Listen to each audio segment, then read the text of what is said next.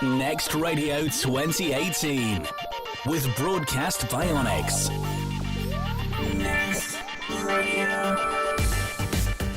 I'm Andy. This is about the next thing in music research.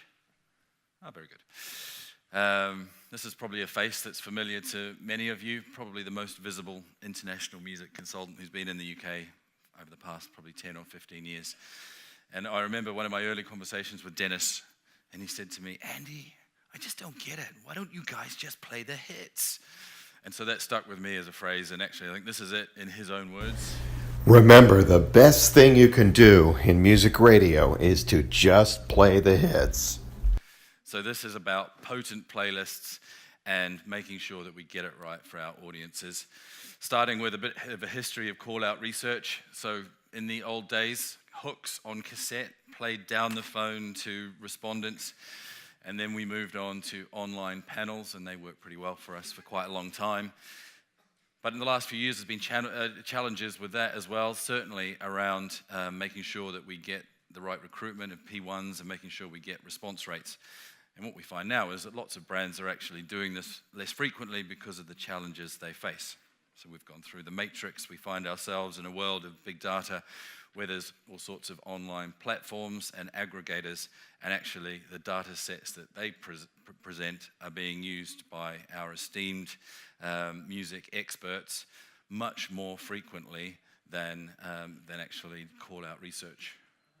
Mike and Chris, for those of you who know them, and they're putting together the playlist that we enjoy today.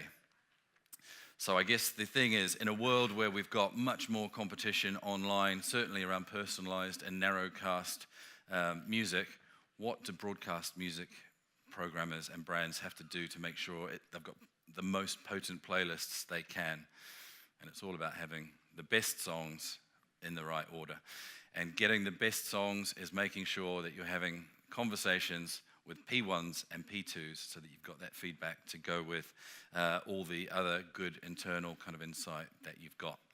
I've been lucky in the kind of last 6 months or since the start of the year to be working with a company who've come up with a solution that addresses lots of the issues that we've had with online, and that's namely about finding the right kind of audience panels online, being able to deliver quick results and being able to do it in a timely manner and cost effectively as well.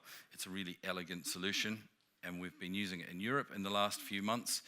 Our friends in Belfast at Q Radio have been one of the first ones off the block, and they've also very kindly let us have a look behind the scenes to some of their recent research so we can show it to you in action, if you'd like to see it. So it's called Survey Bot. This is a look at the dashboard, and at first glance what it shows you is responses, active surveys, I forgot to press there, and then it also shows the individual responses that have come in recently. And up the top there's a surveys tab which shows you the surveys which have been most recently run.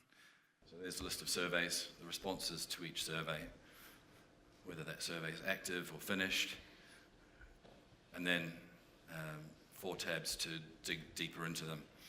The design one is where you put a survey together, and the screen that we use to design a survey is split into 3 areas. On the left, you've got the tools to use different types of questions. In the middle, effectively, is the running order of the survey, with each bit collapsed down, and on the right is what it looks like visually on the phone. So if I click there on that first item, what it shows you is the detail of that. Unsurprisingly, that's the invitation to start the survey. And you can customize that within it. And then the survey will obviously roll on item by item through it. If we wanted to add something else in, it's drag and drop. So that's one being dropped in. This was a live survey, so I deleted it out again so we didn't mess it up. And then over on the left here, same drag and drop functionality for songs. So it's literally drag the hooks into a playlist and away it goes. The other thing is, how do we get people to take the survey? So we've got people who've given permission, they've opted in, and this is sending a campaign out to the people in our panel. So what you can see there, it's just under 1,400 people. We've had over 26% response rate.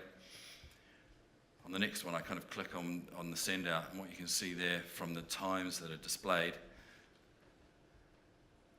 3:15, and I'll click onto the first one, which was 90 minutes earlier. So that 26% response rate has come within 90 minutes of sending out the invitations to our opted-in panel of, in this instance, 1,400 people. So that means if you were, and this was done on a Saturday afternoon, but it obviously could be done at any time, but if you're sat in a music brand looking for that feedback from P1s and P2s, it can be done literally, certainly within 24 hours is our experience, which is an amazing turnaround. So clicking on here, if I go back into surveys, this is the good stuff. This is where the results come in. So again, these are the live results because it's still a live survey at the time when I did this. So the songs that are in that specific survey are displayed there. Across the top are the various categories that we've got. I've just focused on positive acceptance, which is really important with these. Again, live sorting, so there's lowest to highest. Also operating a RAG system, just for easy at-a-glance use. Click it again, then we've got highest to lowest. Well done, Anastasia, in this instance. And what you can see is for each song, the sample size is well over 200, which is a really robust kind of sample size for certainly making playlist decisions. It can be sorted by P1s and P2s as well. That's a real whistle-stop tour of what the back end looks like. Here's a quick look at the front end. So on an iPhone, and this was from that survey, there's been an invitation there to come and take the survey. Nice little bits about being able to personalize it using the person's name, because obviously you've got that from the Facebook Messenger information anyway. An incentive, I've hit let's go, it's told the survey it wants to get started. And then when I click to listen now, that's the key to start the first playlist. For ease of use, we do the playlists in 10 song or 10 hook sets so that people have the option to opt out after 10 songs. What we find is most people do 20 or 30 hooks at a go.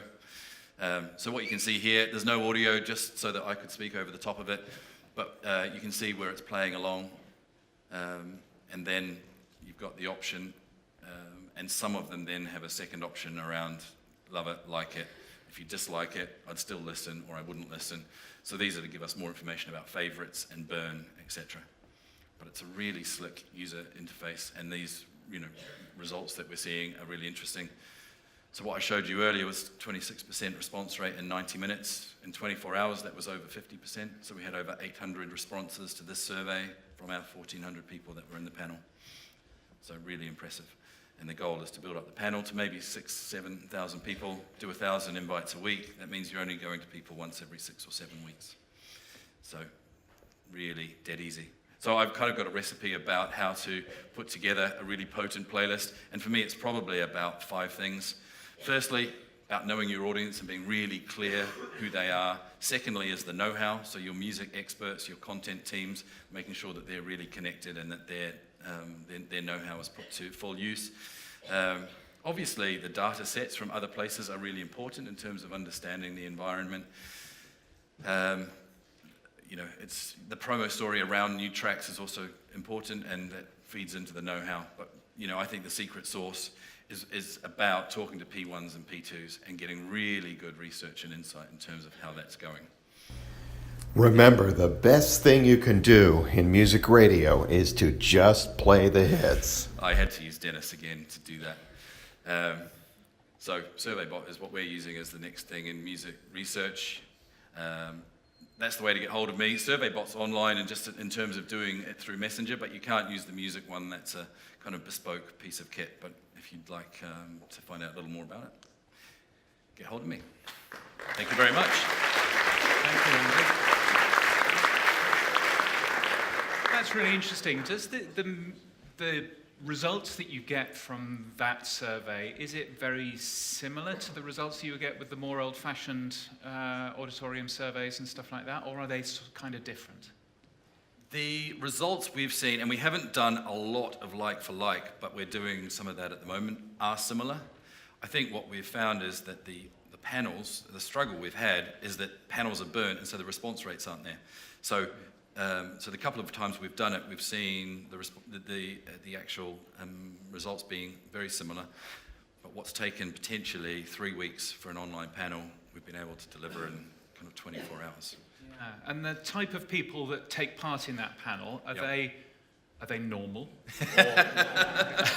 or are they super fans? Because I see quite a lot of research from some, that are a bit self-selecting in terms of the type of people that you get. Do you is there any way to avoid being just sort of?